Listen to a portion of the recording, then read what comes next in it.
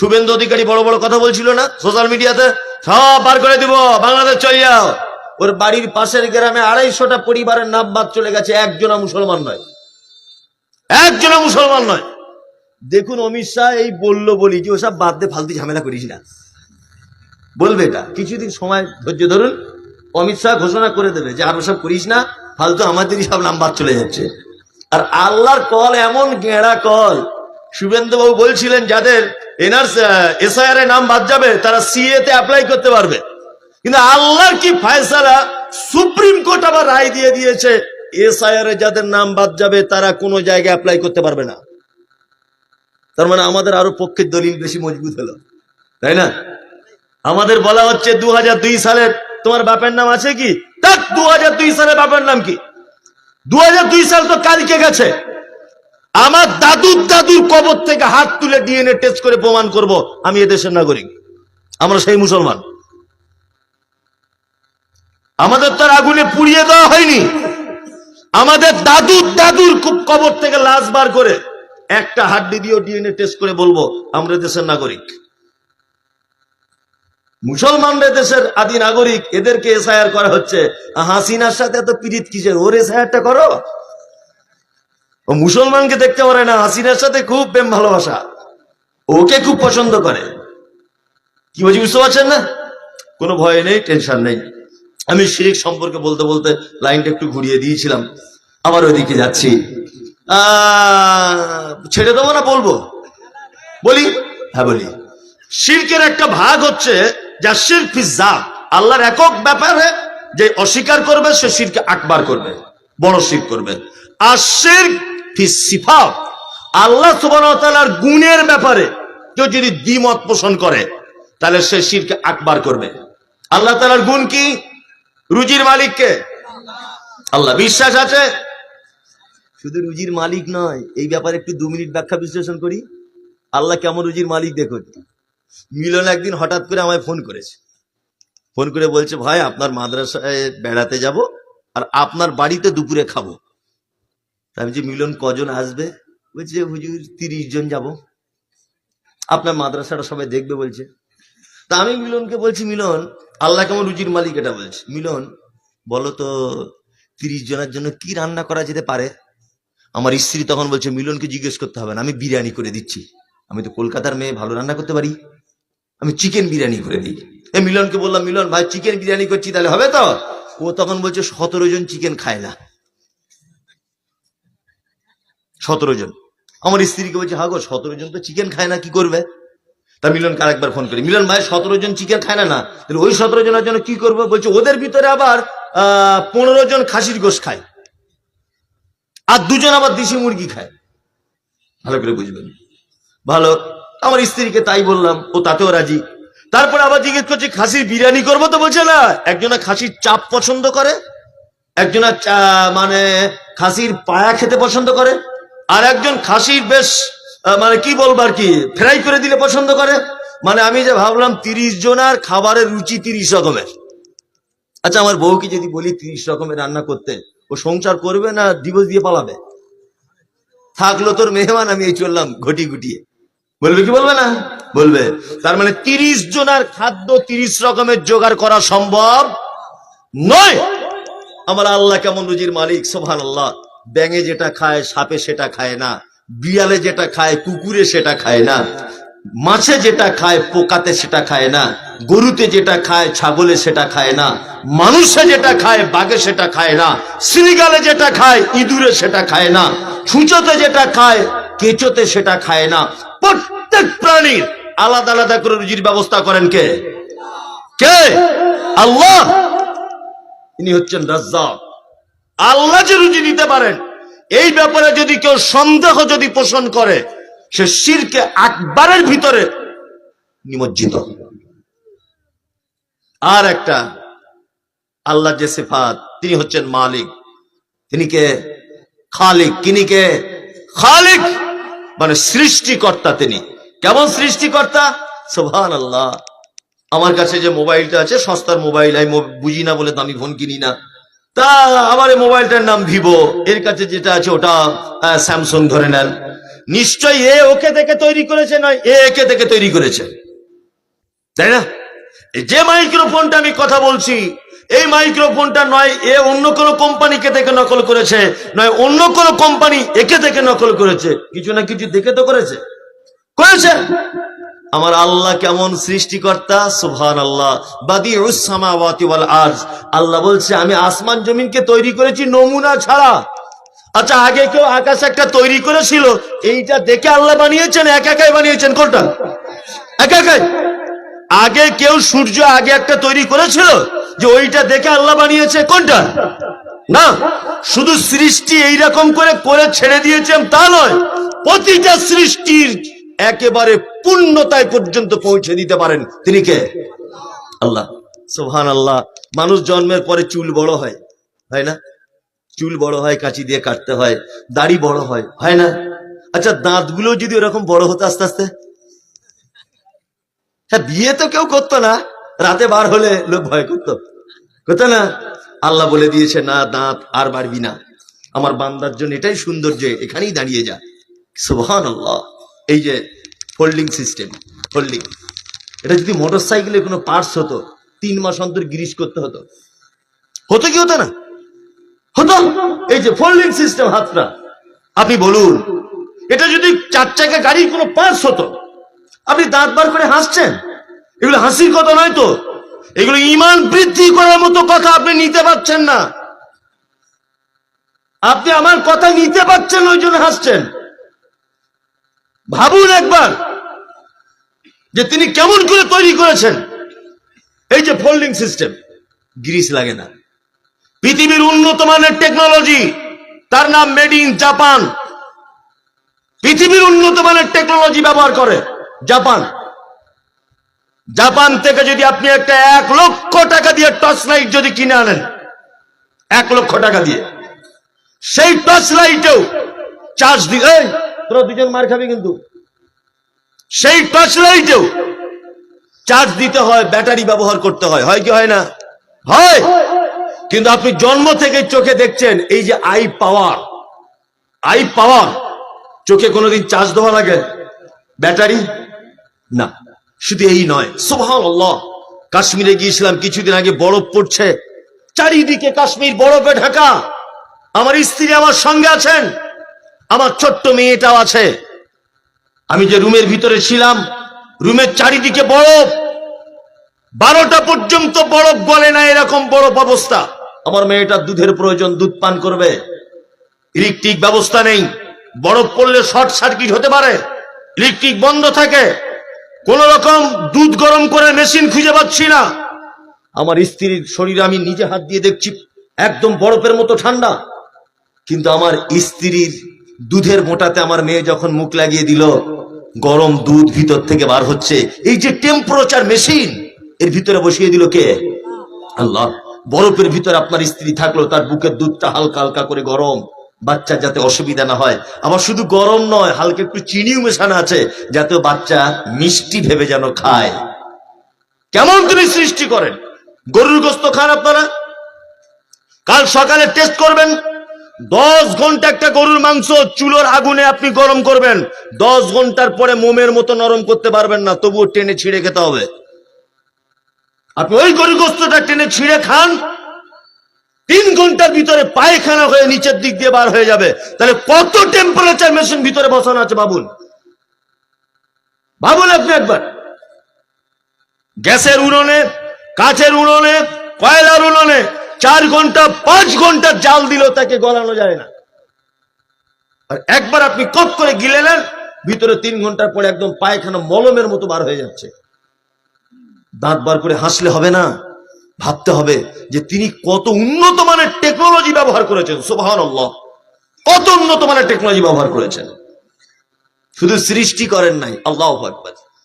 আমি মসজিদে বসে আছি, আমার মেয়ে খুব পর্দা করে, তা আমার মেয়ে মসজিদের বাইরে থেকে বলছে, আব্বু মা তোমাকে একটু বাড়িতে ডাকছে। আমি গেলাম না, তারপরে আবার একটা মেয়ে এসেছে, আব্বু মা তোমাকে আবার ডাকছে। বলুন, আমার মেয়েকে দেখতে পাচ্ছি না, পর্দার আড়াল থেকে আমাকে ডাকছে। কোনটা আমার মেজো মেয়ে এসেছিল আর কোনটা আমার বড় মেয়ে এসেছিল, তার গলার আওয়াজ আমি বুঝতে পারবো কি পারবো না বলুন? পারবো। সুবহানাল্লাহ। আল্লাহ শুধু সৃষ্টি করে দেন না, সৃষ্টির পূর্ণতায় পর্যন্ত পৌঁছে দেন।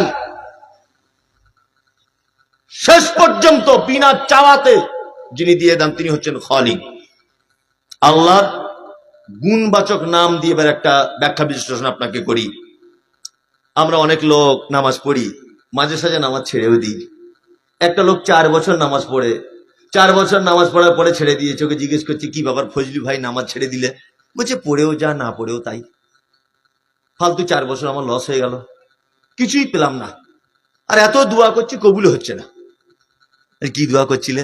বলছে আমি একটা আশায় গিয়েছিলাম মসজিদে যে যদি লটারি ফার্স্ট প্রাইজটা পড়ে 1 কোটি টাকা, তাহলে আমি আর নামাজ পড়বো না, 4 তলা বাড়ি করে তলায় হার্ডওয়ার্সে বিজনেস করবো খুব মজা করে। কিন্তু 4 বছর দোয়া করলাম না, টিকিট কেটেই যাচ্ছি, মাল পড়েও না, ওই জন্য নামাজ পড়ি না। আল্লাহ কবুল করছে না এই জন্য পড়ি না। আসলে আপনার যে দোয়া কবুল হচ্ছে না, আপনার যে দোয়া আল্লাহ পছন্দ করছে না, এর একটা কারণ আছে। পৃথিবীর প্রতিটা মানুষ নিজের প্রশংসা একটু পছন্দ করে, করে কি করে না করে? আমি গাড়ি থেকে নামলাম, একজন বলছে মমতাজুল ইসলাম রে, আমার অতটা আনন্দ হবে না, কিন্তু আমাকে যদি দেখে সে বলে সারা বাংলার প্রধান বক্তা মমতাজুল ইসলাম, তাহলে একটু আনন্দ আমার হবেই মনে মনে, যতই আমি বলি হবে না, হবেই। গ্রামের কুয়াক ডাক্তার যে শীত চেনে না ইঞ্জেকশন দেওয়ার, তাকেও যদি বলেন না ডাক্তার বাবু, একটু মজা পায়, কিছু হতে পারি না পারি, ডাক্তার বাবু তো হলাম। যোগ্যতা কম, 1 2 ছাত্রকে পড়ায়, তবু যদি গার্জেন এসে বলে মাস্টার মশাই, একটু আনন্দ পায়। ও যতই বলুক আমার অহংকার নেই, কিছু নেই, মনের দিক দিয়ে একটু আনন্দ হয়, হয় কি হয় না? হয়। আল্লাহ কোরআন মাজিদে বলছে ওয়ালিল্লাহিল আসমাউল হুসনা ফাদউ বিহা। এই বান্দা, তোমরা যখন আমাকে ডাকবে তখন আমার নামের গুণগুলোকে দিয়ে ডাকো। আমরা এত বড় বোকা, না বোঝার কারণে বলি কি আমার টাকার দরকার, মসজিদে গিয়ে বলছে আল্লাহ টাকা দাও, আল্লাহ টাকা দাও, মিটে গেল। ভালো বউ দরকার, মসজিদে গিয়ে বলছে আল্লাহ দিব্যা ভারতীর থেকে উপরের পোস্টটা যেন আমার হয়, দোয়া করছেন, ও ও ও দোয়াটা আল্লাহ পছন্দ করলো না। এবার আপনার গুনাহ করেছেন, অনেক ক্ষমার দরকার, এবার আপনি আল্লাহকে বলছেন আল্লাহ একটু ক্ষমা করে দাও, খুব গুনাহ করেছি, জলসা শুনতে গিয়ে মামাতো বোনের হাত ধরে ঘুরেছিলাম, খুব বড় গুনাহ, আল্লাহ ক্ষমা করে দাও। সব যদি আপনি আল্লাহ দিয়েই চালাবেন, তার 99টা গুণ রাখার দরকার কি ছিল বলুন? কি দরকার ছিল? ওই জন্য আমরা দোয়া করি অনেক সময় ভুল।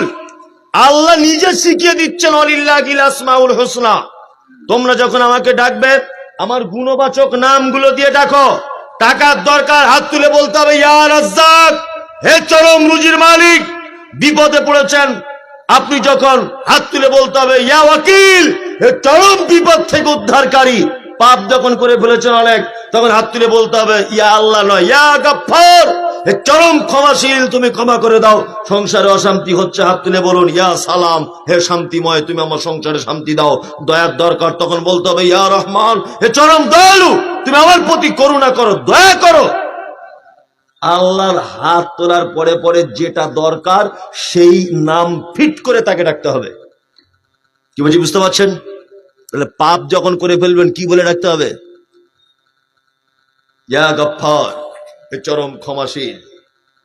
এই মমতাজুল ইসলাম আমার নাম ধরে ডাকলে আমি ততটা খুশি হব না, কিন্তু আমার নামের আগে যদি বলা হয় প্রধান বক্তা, আন্তর্জাতিক ক্ষতি সম্পূর্ণ, আমেরিকা, কুয়েত, কাতার, দুবাই বিখ্যাত, বাংলাদেশ ফেল, মাওলানা মমতাজুল ইসলাম, আমি একটু কিন্তু খুশি হব যে আমাকে যে পাম দিচ্ছে, পামে তো খুশি হওয়া লাগবেই, ঠিক না? তা আপনি যদি আল্লাহকে বারবার আল্লাহ বলেই যদি ডাকেন, আল্লাহ 99টা গুণগুলো অস্তিত্ব হারিয়ে যাচ্ছে। ওই জন্য মাঝে সাঝে বলবেন রুজির দরকার হলে আল্লাহ তোমার নাম রাজ্জাক, তুমি রুজির মালিক। আল্লাহ তোমার নাম সালাম, তুমি শান্তিময়। আল্লাহ তোমার নাম গফফার, তুমি ক্ষমা করতে পছন্দ করো, তুমি বড় ক্ষমাশীল, আল্লাহ আমাকে ক্ষমা করে দাও। তা আল্লাহ পড়ার পরে পরেও তার গুণ দিয়ে কি করতে হবে? ডাকতে হবে।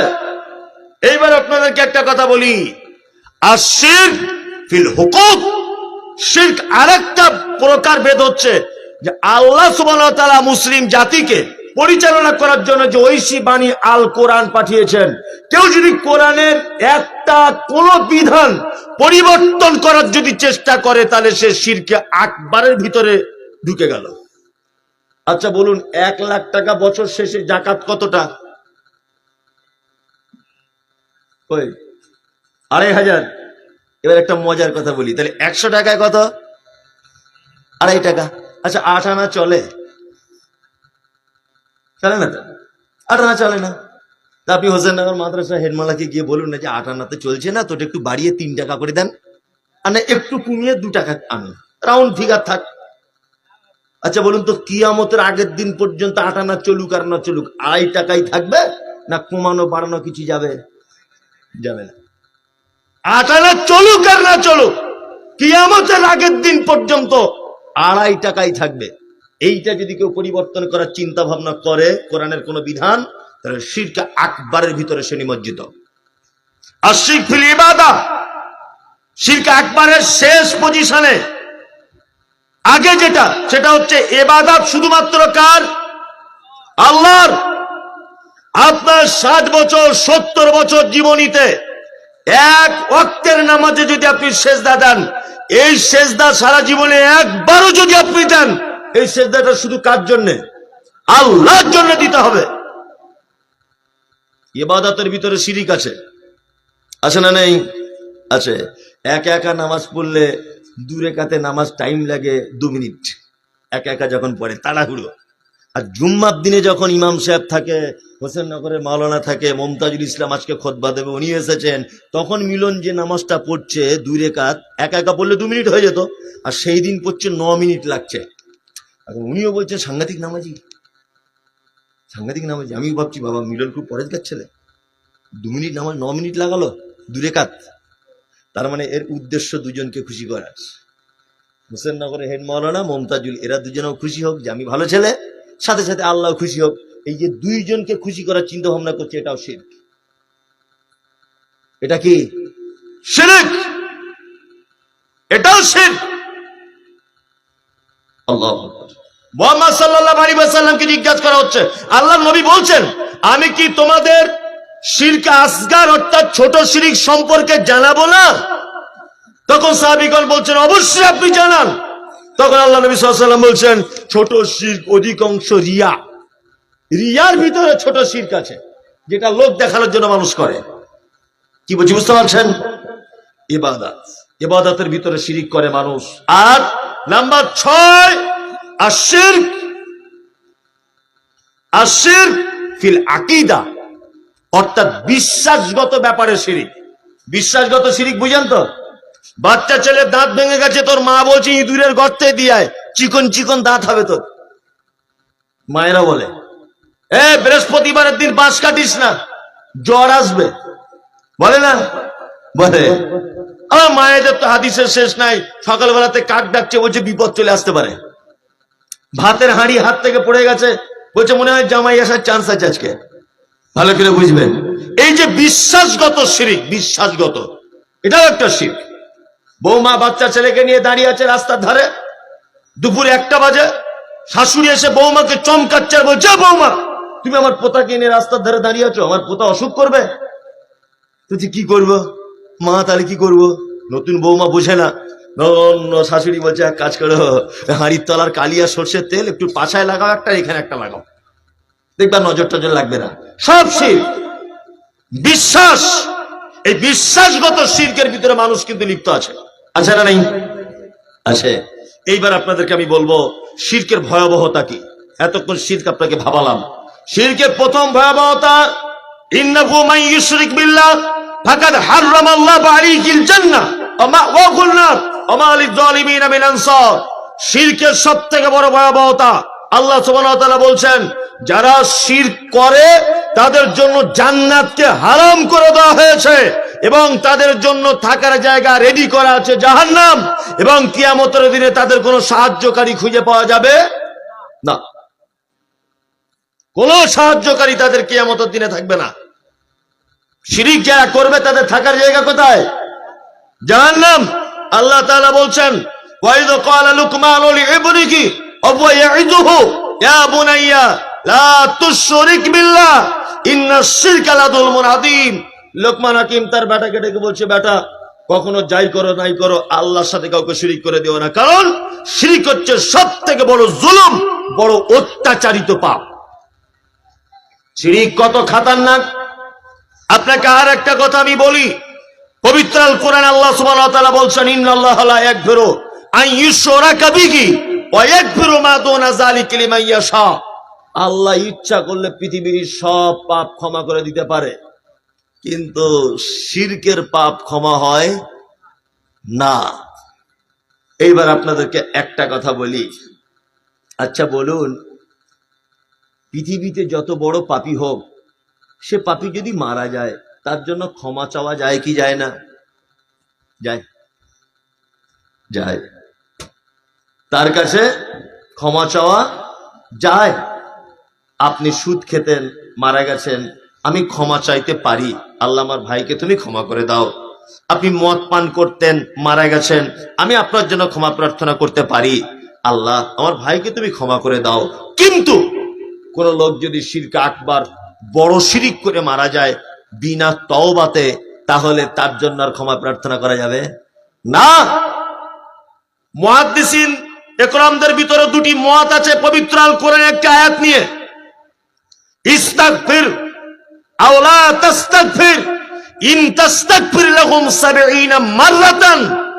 আল্লাহ কোরআনে মুহাম্মদ সাল্লাল্লাহু আলাইহি ওয়াসাল্লামকে বলছেন, আপনি দোয়া করেন, আও লা তাস্তাগফির, দোয়া নাই বা করেন, ইন তাস্তাগফির লাহুম ৭০ মাররাতান, আপনি মুশরিকদের জন্য, বড় শিরিককারীদের জন্য যদি একদিনে ৭০ বার যদি আপনি ক্ষমা প্রার্থনা করেন, ফালাই ইয়াগফিরাল্লাহু লাকুম, তারপরেও আমি ওদেরকে ক্ষমা করব না। আল্লাহু আকবার। এবার আপনাদেরকে একটা কথা বলি, শিরিককারীর কত বড়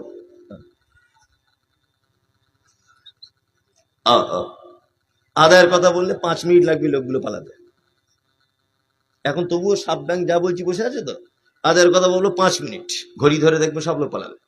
লোক অত বোকা আছে, প্রধান বক্তা আদায় করবে, আমরা বসে বসে তার আদায় শুনবো, ৫ মিনিটও লাগবে না। ও ঠিক বলেছে, আমার থেকে আরো ভালো বলেছে, ওই জন্য আমি ওটা মাথায় আছে, আমি বলছি। কি বলছি বুঝতে পারছেন না? হ্যাঁ। আর যারা দেওয়ার তারা ঠিক দিয়েই যাবে, তারা পালাবে না। আর যারা না দেওয়ার তাদেরকে চাইলেও দেবে না, চাইলেও দেবে না, চাইলেও দেবে না। যারা দান করার জন্য বসে আছে তারা অবশ্যই না চাইলেও এখানে দিয়ে দেবে। তারপরেও এটা আমি জানি যে ছেলে পর্যন্ত না কাঁদলে মা দুধ দেয় না, এ জ্ঞানও আমার আছে। আর মা পর্যন্ত বাচ্চা না কাঁদলে দুধ দেয় না, তা বক্তা না চাইলে লোক দেবে না, এটা আমি জানি। তারপরেও চাইছি একটুখানি আমাকে ২-৪ মিনিট কিছু বলতে দেন। তারপর এইটা অন্তত পক্ষে ক্লিয়ার করে দিই, সেটা হচ্ছে কি, যে বড় শিরিক করা অবস্থায় যদি কেউ মারা যায়, আল্লাহ তাআলা মুহাম্মদ সাল্লাল্লাহু আলাইহি ওয়াসাল্লামকে উদ্দেশ্য করে বলছেন, মা কানা লিন নাবিয়্যি ওয়াল্লাযিনা আমানু আন ইস্তাগফিরু লিল মুশরিকিন ওয়ালাউ কানু উলি কুরবা। নবীদের জন্য উচিত নয়, আর ইমামদারদের জন্য উচিত নয়। আল্লাহ যদি এখানে শুধু নবীদের কথা বলতেন ব্যাপার আলাদা ছিল, আল্লাহ আবার ইমামদারদের কথা টেনে এনে বলছেন, মা কানা লিন নাবিয়্যি ওয়াল্লাযিনা আমানু, ওয়াল্লাযিনা আমানু। আল্লাহ বলছেন নবীদের জন্য এবং ইমামদারদের জন্য উচিত নয় আন ইস্তাগফিরু লিল মুশরিকিন, মুশরিকদের জন্য ক্ষমা প্রার্থনা করা, ওয়ালাউ কানু উলি কুরবা, যদি সেই মুশরিক তোমার নিকট আত্মীয় হয় তবুও। এবার আপনাকে একটা কথা বলি, আমার বোনের বিয়ে ঠিক হয়েছে, ৫ মিনিট, বোনের বিয়ে ঠিক হচ্ছে, তা এই ধরনের একটা ছেলের প্রস্তাব নিয়ে এসছে, এসে বলছে, মমতাজুল সাহেব আপনার বোনটার বিয়ে দিবেন, একটা ভালো ছেলে আছে, ছেলেটার পরিচয় দাও। বলছে ছেলেটার বাড়ি আমাদের আলমপুরে, দাঁড়িয়ে আছে, পাঞ্জাবি পরে, ছেলেটা ওই ফুচকার ব্যবসা করে, আর গাঁটের উপরে কাপড়, হারাম হালাল বেছে খায়। তা এই ছেলেটা কি চলবে? তা এইটা শুনে আমার মা ঘরের ভিতর থেকে বলছে, না বাপ, এই ছেলে চলবে না, ভালো ছেলে দেখো, এই ছেলেটা বাদ দিয়ে অন্য ছেলে দেখো। ও আবার একটা অন্য ছেলে দেখেছে, অন্য ছেলে দেখেছে, বলছে চাচিমা আমি সে এসেছিলাম গতদিন ফুচকাওয়ালার ব্যাপারে বলতে, ওটা তো চললো না, এইটা কি চলবে? তবে ছেলে কি করে? ছেলে হাই স্কুলের মাস্টার, বহরমপুরের, ৮৫,০০০ টাকা বেতন, আর ঘাটের নিচে কাপড় পরে, মাঝে সাঝে পাথর চাপড়ি মাজারে গিয়ে সেজদা দেয়, চাদরও চড়ায়। তখন আমার মা বলছে, ওরি বাবা, এত ভালো ছেলে, চা তো চড়াক না, হালকা অসুবিধা কি আছে, ও মাঝে সাঝে চড়াবে, অসুবিধা কিছু নেই, তো আমার মেয়ে ঠিক ম্যানেজ করে নেবে। ভালো করে বুঝবেন, ও মাজারের শেষ দাদায়, ও আমার মায়ের কাছে সব থেকে ভালো ছেলে। মিলন আমার বোনটাকে বিয়ে দিয়ে দিল, ও আমার দুলাভাই হয়ে গেল, আমার বোন চলে গেল ওর কাছে সংসার করতে, আমার বোন কালকে মাজারের সেজদা দিয়ে পরশুদিন মারা গেল। আল্লাহ তাআলা বলছে, আল্লাহ কানু উলি কুরবা, তোমার বোনও যদি হয় তার জন্য দোয়া করা যাবে না, তোমার বাপও যদি হয়। আমার আব্বা মাজারের সেজদা দিতে দিতে, চাদর চড়াতে চড়াতে কালকে মারা গেল বিনা তওবাতে। কিয়ামতের আগের দিন পর্যন্ত এই মমতাজুল ইসলাম আমার বাপের জন্য দোয়া করতে পারবো না, এটা হারাম, নিষিদ্ধ, এটা চলবে না। আল্লাহ বলছে চলবে না। ছোটবেলা থেকে আমরা একটা কথা শুনে এসেছি, আখিরুল কালাম লা ইলাহা ইল্লাল্লাহ ফাতাখালাল জান্নাত। আল্লাহ নবী বলছেন, যার শেষ কথা হবে লা ইলাহা ইল্লাল্লাহ, তার থাকার জায়গা কোথায়? জান্নাত, থাকার জায়গা। আমরা জানি কোটি কোটি টাকা সুদ খেয়েছে লোকটার, হয়তো এই পাপটা ছিল কিন্তু অনেক ভালো কাজও আছে, কলেমাও ছিল।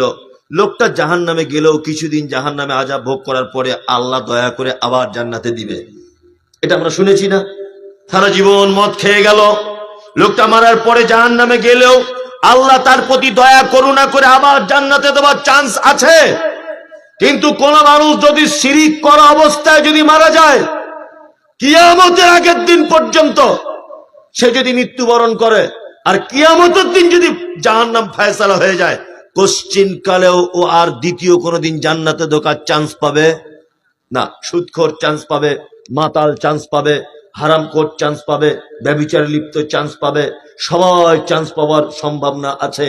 কিন্তু শিরিক করে যদি কেউ মারা যায়, তার আর কোনো চান্স নাই। মারাত্মক বড় পাপ। আল্লাহ, তুমি আমাদেরকে এই শিরক নামক পাপ থেকে সকলকে তুমি বাঁচাও। আর একটা ব্যাপারে বলার চেষ্টা করছিলাম, কিন্তু ওদিকে লাইন ঢোকাই যাবে না। আপনাদের এটা মহিলা মাদ্রাসা, আর সত্যি মাদ্রাসা চালানো কি কঠিন, আমি নিজে ভুক্তভোগী। আর বিশেষ করে মেয়েদের মাদ্রাসা করা আর পোল্ট্রির চাষ করা সমান, বুঝলেন না? ছেলেদের মাদ্রাসা হলে তবু অনেক সুযোগ সুবিধা আছে, বা ভ্যানে করে দুটো কাঠ এসছে, রাস্তা দিয়ে ঢুকছে না, চল তো সবাই মিলে একটু বয়ে দে দুটো একটা করে, এটা হয়, হয় না? হয়। মেয়েদের মাদ্রাসা বদমাইশি করছে, মারামারি করছে, আপনি তবুও ভিতরে যাবেন, ও আবার ফোন করে বাপকে বলবে এখানে পর্দার সুবিধা নাই। আমাদের হেড মৌলানা মাঝে সাঝে ঢুকে পড়ে। হেড মৌলানা ঢোকে কেন? শাসন করে, অতিরিক্ত বদমাইশি করে যখন তখন। মানে এক কঠিন রিস্ক মহিলা মাদ্রাসা চালানো। কারণ আমি নিজে 4-5 বছর মহিলা মাদ্রাসা চালিয়ে এসছি, এখন ছেলেদের মাদ্রাসা চালাচ্ছি, আমি নিজে জানি কত কঠিন। কোন সুযোগ সুবিধা আপনি ওদের থেকে পাবেন না, শুধু ঠিক টাইমে টাইমে পোল্ট্রির মুরগির খাবার দেওয়ার মতো খাবার দাও, আর ওরা যা পারবে করবে। বদমাইশি করলে ভিতরে ঢুকে কাউকে শাসনও করতে পারবেন না। এখনই গার্জেনকে বলবে, দেখো মৌলী সাহেব কেমন বেহায়া লোক, আমরা গোসল করি আর আমাদের এখানে ঢুকে পড়ে, আমরা বসে থাকি আমাদের এখানে ঢুকে পড়ে, অথচ তুমি যে কি বদমাইশিটা করো সেটা আগে বলো, বলবে না। আর নারী কেমন এটা আপনারা খুব ভালো করেই জানেন। এদেরকে যে একটা মানে বদ্ধ ঘরের ভিতরে দিনের শিক্ষা দেওয়া, এ খুব কঠিন ব্যাপার। আমি জানি না যে মাদ্রাসা কারা চালাচ্ছেন, আলহামদুলিল্লাহ মেয়েদের শিক্ষার প্রয়োজন আছে। কারণ সমাজে একটা পুরুষ শিক্ষিত হলে একটা পরিবার শিক্ষিত হয়, একটা নারী শিক্ষিত হলে একটা জাতি শিক্ষিত হয়। কি বলছি বুঝতে পারছেন না? কি বলছি বুঝতে পারছেন? আল্লাহ নবী বলেছেন, একটা নারীকে বিয়ে করো 4টে গুণ দেখে। কটা? 4টা। প্রথম কি দেখতে হবে?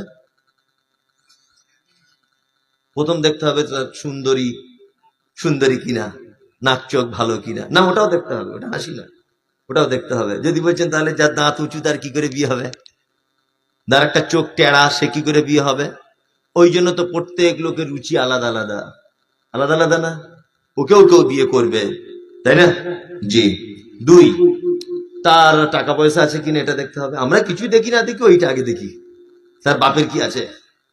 3 নম্বর তার বংশ পরিচয়টা একবার দেখতে হবে। 4 নম্বরে দিনদারিতা দেখতে হবে, মেয়েটার ভিতরে দিনদারিতা আছে কিনা। আল্লাহ রাসূল তারপরে সব কথা কেটে দিয়ে বলছেন, মেয়েটা যদি সুন্দর একটু খারাপও হয়, দেখতে যদি ভালো না হয়, তার পরিবার যদি লুজার হয়, টাকা পয়সা যদি নাও থাকে, কিন্তু মেয়েটার ভিতরে দিনদারিতা আছে, তোমরা বিয়ের জন্য ওকে আগে প্রস্তাব দাও, তাছাড়া সমাজে ফিতনা লেগে যাবে, ফাসাদ সৃষ্টি হবে, অরাজকতা তৈরি হবে। তার মানে বিয়ের ক্ষেত্রে সর্বপ্রথম একটা মেয়েকে কোন ব্যাপারে অগ্রাধিকার দিতে হবে? দিনদারিতা, তাই না? আমরা তো ওটা দিই না, দিই না। আমি এখন মনে করি একটা মেয়ে, বর্তমানে যা বাজার, সত্যি বলছি, আজ থেকে 10 বছর আগে মেয়েরা বোরকা পরতো পর্দার জন্য, আর এখন বোরকা পরছে যেন পাশের বাড়ির চাচাতো ভাই চিনতে না পারে। মানে আমি কি করছি এটা যেন চিনতে না পারে সে। মানে বর্তমান সমাজ ব্যবস্থাটাই খারাপ, সেটা আমার বোন হোক আর আমার স্ত্রী হোক। এখন বোরকা পড়ছে মানে নিজের বদমাইশিটাকে অন্যজন যাতে ধরতে না পারে, এটাও একটা কারণ। কি বলছি বুঝতে পারছেন না?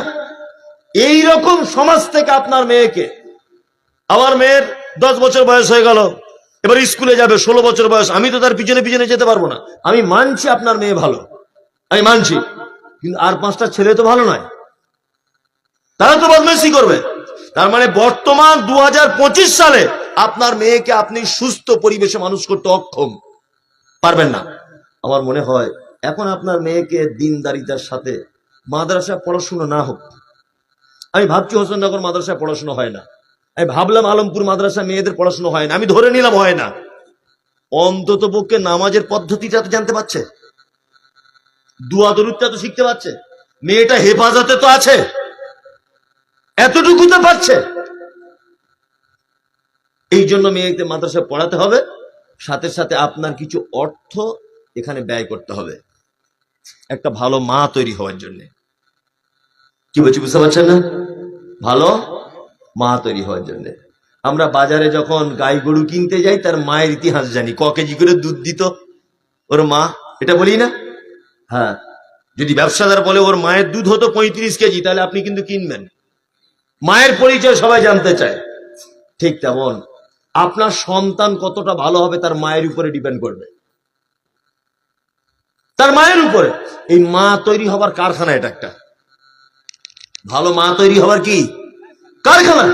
এই কারখানাতে আপনারা আল্লাহর হস্তে কিছু করে সহযোগিতা করার জন্য বিনীত অনুরোধ, মাদ্রাসা কর্তৃপক্ষের পক্ষ থেকে এবং আমার পক্ষ থেকে।